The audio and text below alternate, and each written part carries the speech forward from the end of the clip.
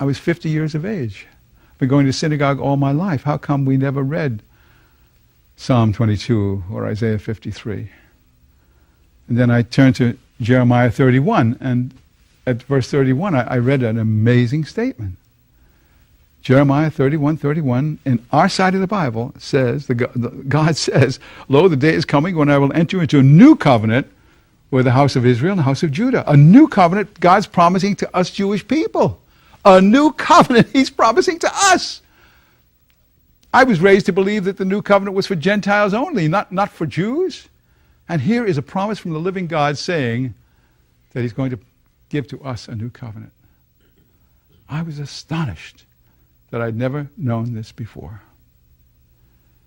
And after a while I turned to the last part of the 9th chapter of the book of Daniel.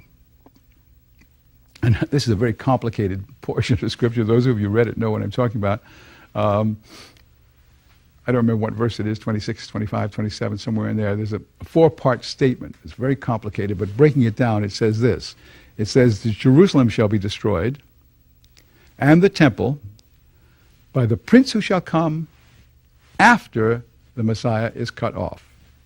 Jerusalem shall be destroyed, and the temple, by the prince who shall come after the Messiah is cut off. Well, I knew at this time that Jerusalem had been destroyed in the year 70. I knew that the temple had been destroyed in the year 70. I knew that General Titus was the Roman general who destroyed the city, and he was the son of Emperor Vespasian. Therefore, Titus was a prince. And if it only had stopped there, I would have been safe. Jerusalem shall be destroyed, and the temple by the prince who shall come. But there was a 4th part. And the 4th part says, these things will happen after the Messiah is cut off.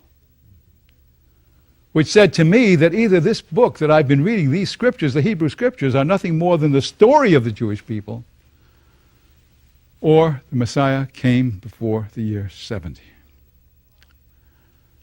I was in shock. How can this be? How can this be? I don't want to believe this. I can't believe this.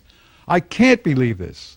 At this point in time, I'm not going to tell you how great I was, but I was a trustee of this Jewish organization, on the board of that Jewish organization, man of the year for this Jewish organization.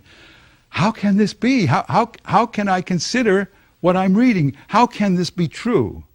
It's probably just a myth. It can't possibly be true, I kept saying to myself. But the more I said that, the more I had a nagging on the inside of me saying, wait a minute, this is a prophecy that was written long before Jesus.